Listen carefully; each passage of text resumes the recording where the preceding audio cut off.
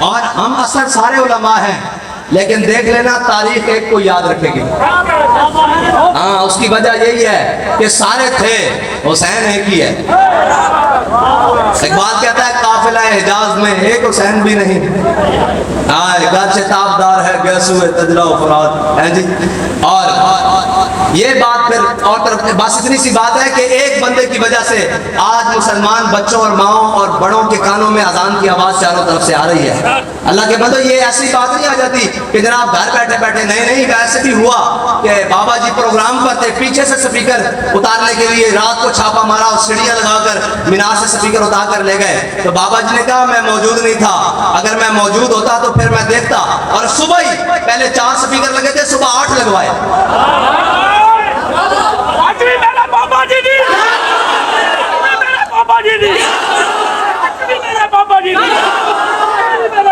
لیکن یہ بات یہ نہیں ہے کہ ضد کی بات نہیں، دین کی غیرت کی بات تھی. ہاں دین کی غیرت کی بات. مجھے یہ بتائیں ہمارے گھر کے باہر ایک نمبر پلیٹ ہمارے نام کی لگی ہو، کوئی اتار دے ہم اسے بخشیں گے؟ تو رب کے گھر سے سپیکر اترے تھے، پھر غیرت مند آدمی کو غیرت آتی ہے نا. ہاں بس اتنی سی بات ہے. ہاں غیرت بڑی چیز ہے جہان تگ و دو میں، پہناتی ہے درویش کو تاج سر دارا. ہاں پہناتی ہے درویش کو تاج سر دارا. وہ درویش جو جناب چٹائی پر بیٹھ کر ضرب یضرب گردانے پڑھاتا تھا. لیکن ایک بات ہے، ضرب یضرب پڑھاتے ہوئے بھی حضرت مثنیٰ اور حضرت کاکا کی باتیں سنائی ہیں، حضرت خالد کی باتیں سنائی ہیں، حضرت شرحبیل کی باتیں سنائی ہیں، حضرت سعید بن عامر الجمحی کی باتیں سنائی ہیں، حضرت درار بن ازور کی باتیں سنائی ہیں. یہ جو ہم نے دین بیان کیا نا کہ جناب سامنے دیکھ کر بندہ دین بیان کرے جناب اور ناراض تو نہیں ہو رہا، یہ دین کا مزاج نہیں ہے. دین کا مزاج یہ ہے کہ سامنے اگر کوئی آ جائے حضور کے مخالف اور کوئی روکنے والا آ جائے دین کو اور دین کا رستہ روکنے والا آ جائے تو پھر مزاج حضرت عبداللہ بن رواحہ والا ہونا چاہیے کہ خلو بن الکفار عن سبیلی الیوم نضربکم علی تنزیلی. فرمایا ہٹ جاؤ کافر تو بچے حضور آ رہے. اے اگر کسی نے ایسا زبان سنی صحابہ دی زبان ہے، کسی نے اسلام دی ترجمانی کی تھی تو وہ امیر المجاہدین ہے. اور ساڑھے کو نمونہ موجود ہے. اور کیونکہ سفر ہے اور سے مجددین بھی ہے، اور پھر اس تو بعد سید حجویر مخدوم امم مرکد او پیر سنجر را حرم ہیں جی.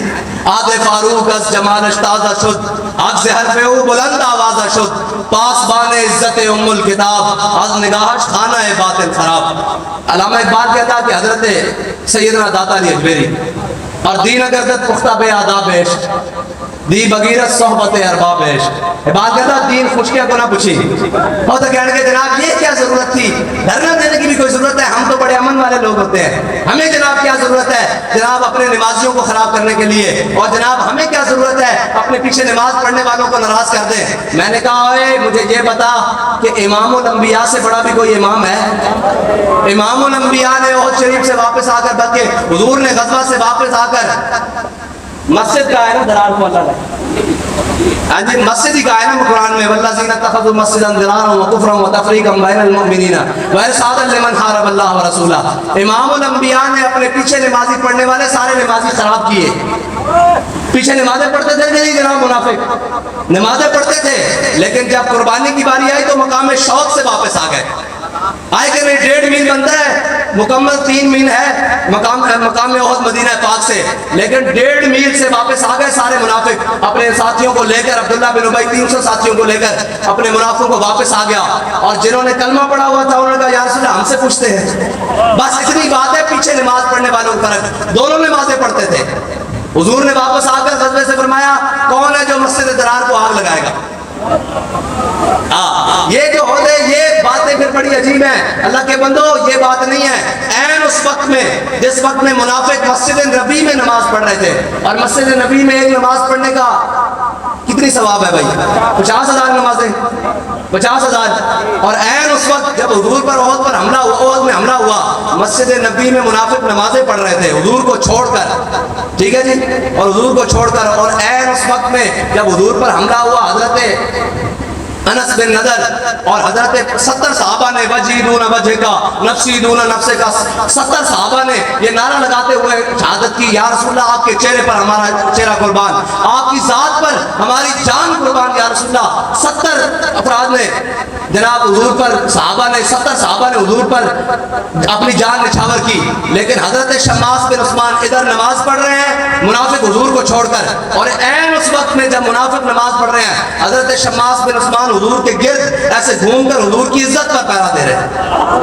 اور نماز پڑھنے والوں کا انجام دیکھیں، یہ نماز سے مراد وہ ہے جو حضور کو چھوڑ کر پڑھتے ہیں، ہاں جو نمازی جنہیں نمازی کہا جاتا ہے، وہ نماز نہیں جو صحابہ نے پڑھی، جو حضور نے پڑھی، وہ نماز نہیں، یہ جو حضور کو چھوڑ کر وہاں جانے کی بات کرتے ہیں۔ ہاں حضرت امام حسین نے کتنے حج کیے ہیں بھائی؟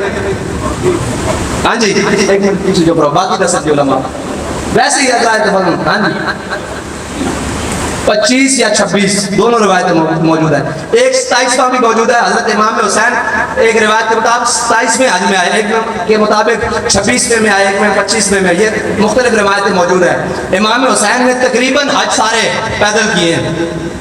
امام صاحب نے حج اس وقت کیا ہے جب دین کے تخت پر جناب سیدنا صدیق اکبر بیٹھے ہوئے ہیں، جب دین کے تخت پر جناب فاروق اعظم بیٹھے ہیں، جب دین کے تخت پر جناب عثمان غنی بیٹھے ہیں، جب دین کے تخت پر مولا کائنات بیٹھے ہیں۔ امام حسین نے تب حج کیے ہیں، لیکن جب تخت پر حضور کے دین کا باغی بیٹھ گیا تو امام حسین نے حج موقوف کر کے کربلا گئے ہیں، حج چھوڑ کر کربلا گئے ہیں۔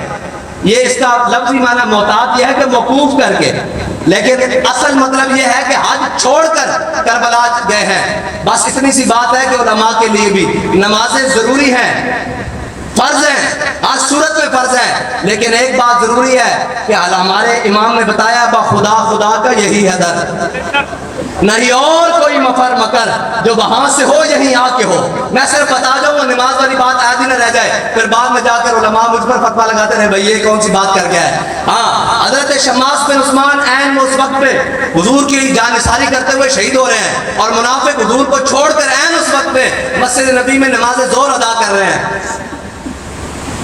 جب عبداللہ بن ابی کی موت کی باری آئی نا تو اس نے حضور سے التجا کر دی، کہا یا رسول اللہ آپ کا کرتا چاہیے، پھر کہا یا رسول اللہ جنازہ بھی آپ میرا پڑھائیں۔ ٹھیک ہے جی، حضور نے جنازہ بھی پڑھایا، سارا کچھ کیا، کرتے بھی عطا کیے، ایک نہیں 2 کیے، ٹھیک ہے جی 2 کرتے عطا کیے۔ حضرت شماس بن عثمان عہد میں حضور نے ترتیب یہ رکھی کہ جو ان میں سے بڑا قاری قرآن ہے اس کی تدفین پہلے کی جائے گی۔ میرے آقا مولا صلی اللہ علیہ وسلم صحابہ کی تدفین کر رہے ہیں، عہد والے تمام باری باری کر رہے ہیں، حضرت شماس بن عثمان کی باری آ گئی، حضور نے فرمایا بھائی ان کا جنازہ نہیں پڑھنا، ان کو ویسے دفن کر دو۔ صحابہ نے عرض کی یا رسول اللہ یہ آپ پر ایمان رکھتے ہوئے، آپ کی ختم نبوت رسالت کی تائید کرتے ہوئے دنیا سے گئے، آپ کا کلمہ پڑھتے ہوئے دنیا سے گئے ہیں، تو یہ شماس بن عثمان فرمایا میرے صحابہ یہ بات نہیں ہے، بات یہ ہے کہ جب عہد پر سارے میرے عہد کے مقام پر سارے مجھ پر تلوار تیر نیزے اور بھالوں سے ٹوٹے نہ خنجروں سے، تو فرمایا شماس بن عثمان میرے گرد ایسے گھومنے لگا، جب میرے گرد ایسے گھومنے لگا تو شماس بن عثمان کو اسی حالت میں شہادت نصیب ہو گئی۔ جب شماس بن عثمان نے اپنے نبی کی عزت پر ایسے گھوم کر پہرا دیا نا، اللہ نے شماس بن عثمان کو جنت میں وہ مقام عطا کیا ہے کہ اس سے آگے کوئی مقام ہی نہیں ہے۔ اب نماز جنازہ پڑھی جاتی ہے بلندی ہے درجات کے لیے، شماس بن عثمان جنت میں اس مقام پر ہے، اس سے آگے کوئی مقام ہی نہیں۔ یہ ان کو ملا ہے جو حضور کے واسطہ خدا خدا کا یہی ہے در، اور جو حضور کو چھوڑ کر نمازیں پڑھ رہے تھے، قرآن کہتا ہے میرے حبیب 70 مرہ جے تسی 70 باری بھی انہاں واسطے بخشش طلب کرو نا، انہاں نوں میں بخشنا نہیں ہے، تو انہوں چھڑ کے نمازہ پڑھتے رہے۔ بس اتنی سی بات ہے، تو آیا نہ درتے کیوں بد نصیبہ، اور ہمارے امام نے تو بات ہی ختم کر دی، فرمایا بخدا خدا کا یہی ہے در، نہیں اور کوئی مفر مکر، جو وہاں سے ہو یہی نہ کے ہو، جو یہاں نہیں ہوتے کہاں خلیل و بنا، کعبوں منا لولاد والے صاحبی سب تیرے گھر کی ہے، اور مولا علی نے واری تیری نیند پر نماز، وہ بھی اثر جو سب سے اعلیٰ خطر کی ہے۔